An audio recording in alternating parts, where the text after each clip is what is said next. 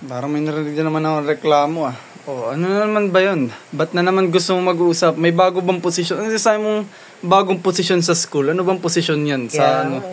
Nag-meeting kami nung isang araw. Tapos nagbotohan yung mga nanay.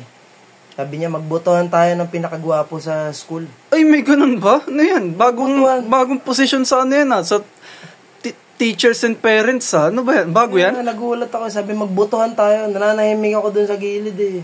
Tinanong pangalan ko. Si Pogi. Saka si Gwapo. Iboto niyo yun. Ay, grabe.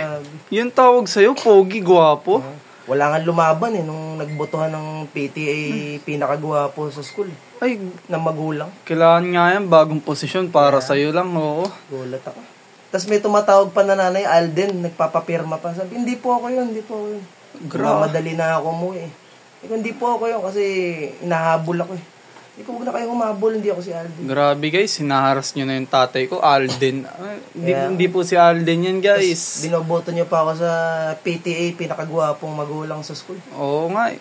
Ay nako guys, mga nanay po ng mga klase ng kapatid ko, please lang ho. Ano, manawagan ka na, sige na. Please lang, huwag nyo akong iboto na pinakagwapong parents sa school. Paano? Nangyari na eh, naboto na eh. Sasoli ko na lang yung posisyon. Ibabakanting ko na lang. Siya lang yung tatay dun. Ikaw lang yung tatay dun eh.